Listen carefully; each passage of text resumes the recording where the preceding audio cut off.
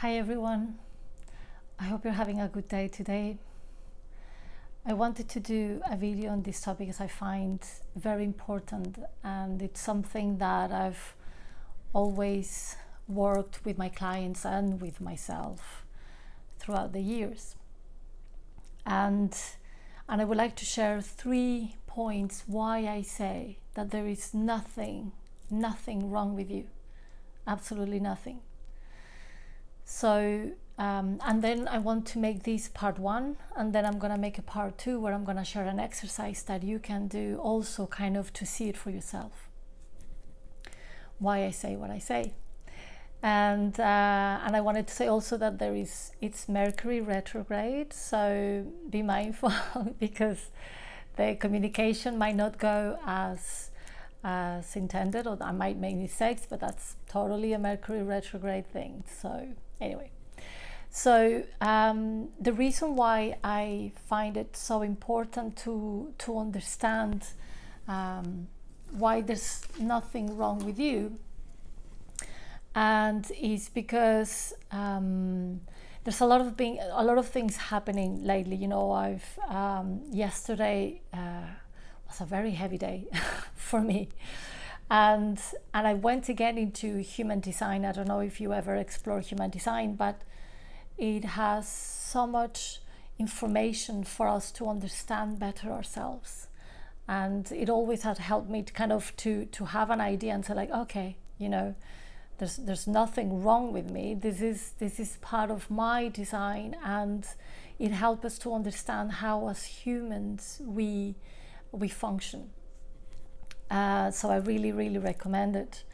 So the reason also why I wanted to talk about this thing is because, as I mentioned, this is something that I constantly work with my clients, and I constantly we feel from people around us that, and I don't know if you've had those moments where you don't understand why you're doing the thing you're doing. Why are you saying the things you say? Why do you behave in such a way? And we tend to be so hard on ourselves and say, what's wrong with me? I don't know if you've had those moments, like, what's wrong with me? I especially had them when I was young, around 17, 16, and then I had to really go and ask my parents that I wanted to see a psychologist, because I was not understanding a lot of the things that why was I doing these things, and I really had that feeling of there's something wrong with me. And so for those of you who've never done some therapy before, oftentimes this feeling just lingers all through our lives, and then there's a sense of uncomfortableness with ourselves, and we tend to be mean with ourselves. We hear this very mean voice inside of us, telling us that we're doing something wrong, and I really want to share 3 points for you that you can explore, but also for you to really understand why there is absolutely nothing wrong with you, and then whatever you are whatever you feel you are kind of in conflict with yourself. Try to identify, is it a behavior? Is it a belief? Is it a thought process? Is it something I say, something I do? Is it something how I relate to people? Try to identify how it is, because sometimes we do 1 or 2 things and then we suddenly generalize and our whole being, and we say that there's something wrong with my whole being just because of these few things. That's why it's so important to really identify them, write them down in a paper, take them out of you, and so you can observe them with love and compassion.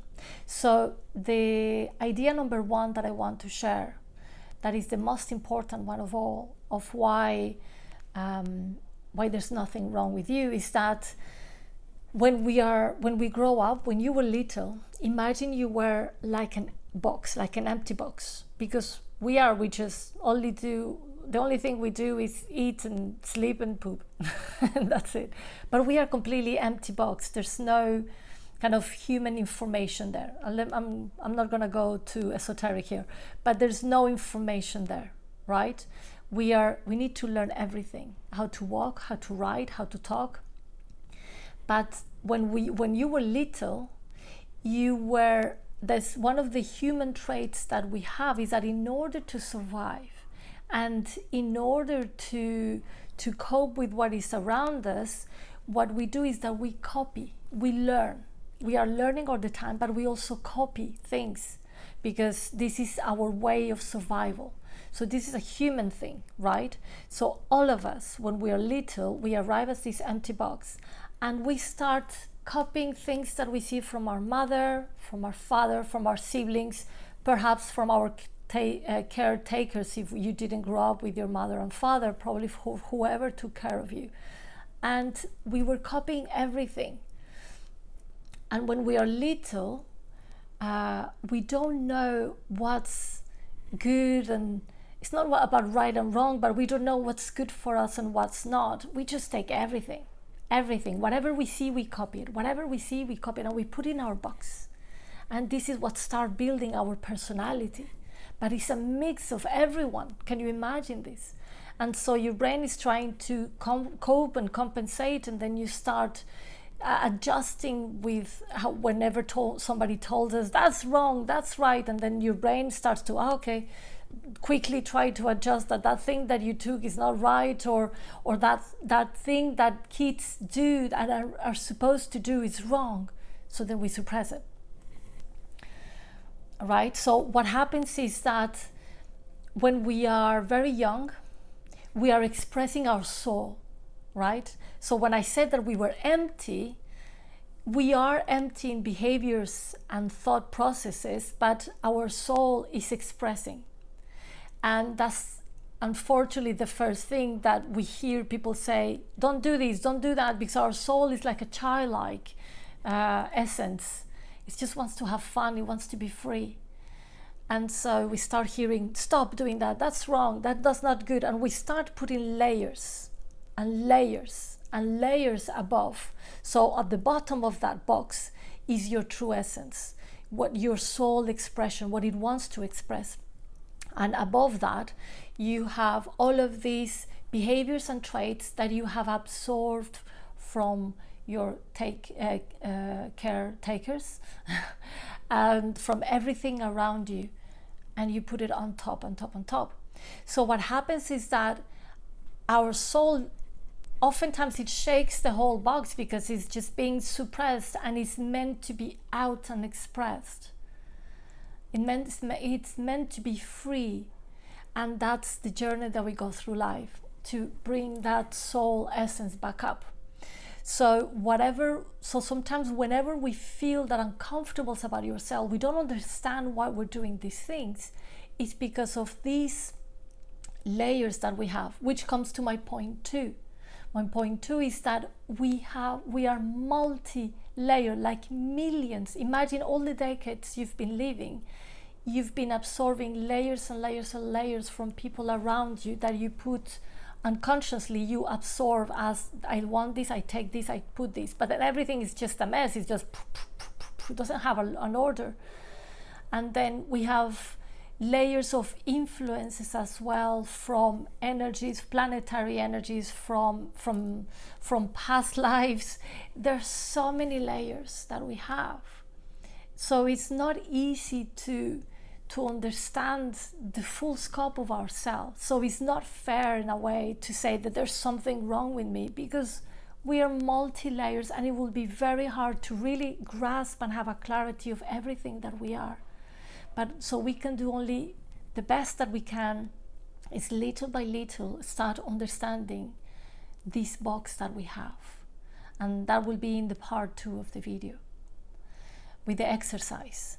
But then, and then that's when also it comes to point 3. We have all of these box suddenly starts to group itself, right? That happens unconsciously, and it starts to create mini personalities. Within your whole personality, this is not about schizophrenia, we all have multi-personalities. We are one person at work, we are one person with our lover, we are one person with our family, one person with our friends, and then there are more personalities that we have. And you can explore this as well. It's called multi-personality. There's exercises to find out all of our personalities, their characters, what's driving each personality, what each personality will have, its fears, its passions, what drives it, what they don't like, what they don't like. So again, it's when we start to identify these multi-personalities that we have, that have been created within this massive box that we have full of information, then we start also to be a bit also more compassionate with ourselves. But it becomes easier to work with ourselves, because a lot of the times we say like, but why can I not be the same person with this person and with that person, and there's something wrong with me, and I just feel so awkward here and here so comfortable. That's totally normal. That's absolutely okay. Depending of the energy of that person, of the situation, we adapt and we bring one of our personalities to that situation, and that's okay. What's important is to be aware of it without judgment. There is nothing wrong with you. And everything that I'm sharing is for you to understand that there's nothing wrong with you. We are so complex as human beings that it's not because you don't understand yourself fully, it means there's something wrong with you. No, there's nothing. It's just that it will take us our whole life to completely fully understand. But that doesn't mean that we cannot have a big understanding of the majority of what we want to be, of what we are. And this is where I make the distinction. I will do another video on that who we are and what we are is not the same thing, but I'll leave that for another video. And so give yourself time, give yourself love and compassion, that you are multi-layered. But the most important thing of the three things, so that our multi-personalities, our multi-layers of things that we have adopted. And the first one was everything that we copied and absorbed from our external world. When you understand that without judgment, and actually realize that a lot of the things that you've been doing, that you've been thinking, a lot of the ways how you've been reacting to people and situations, you start to track the back, and you start to find similarities to the people that used to take care of you. And you're like, oh, this is, my mother used to do that, or my father used to do that, or my sibling, or whatever. And then you can come to the realization that that is not yours. That is not you. You have learned that, you had adopted that because you needed to survive when you were little.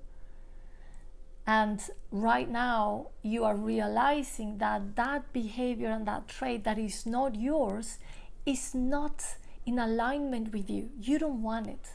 And the fact that you've become aware of it is already something to celebrate about yourself. It's already something amazing. So become aware of these things with a lot of respect for that inner child that did the best that it could to survive in a world that is full of people that are hurt. If you think about it, most of the people around us that they took care of us, there were people that were doing the best that they could, but they all came with their own hurts and wounds from their experience growing up. And we have absorbed all of these things too.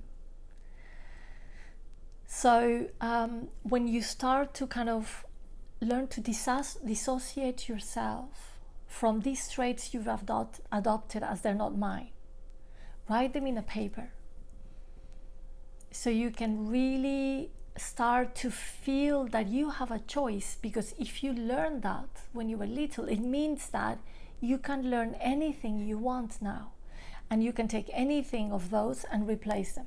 And I'll go more into details on part 2, because there's an exercise that goes together with this.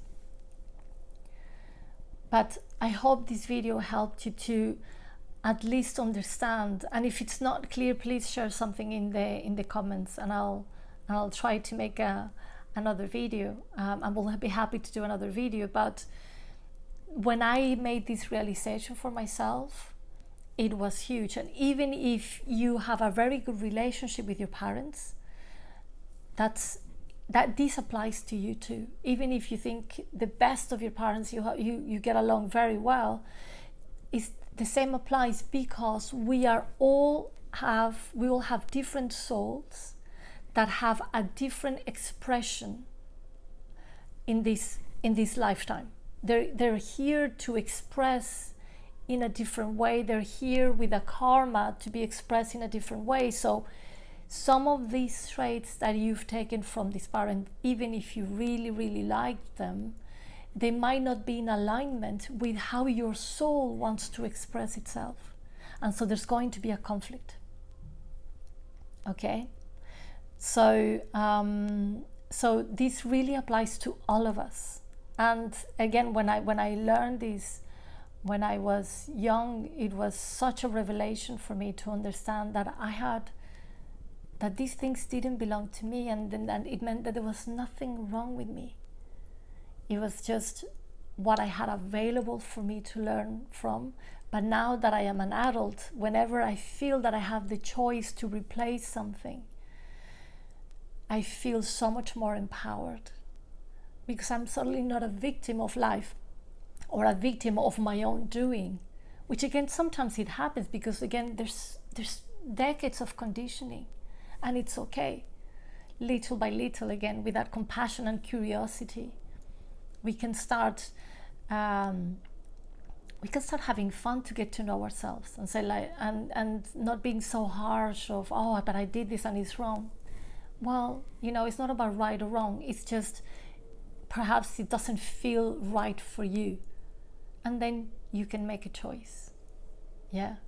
So there's nothing wrong with you, and I hope this message really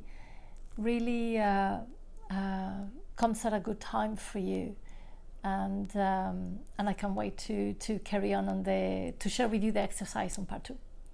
Okay, have a really good day. Bye.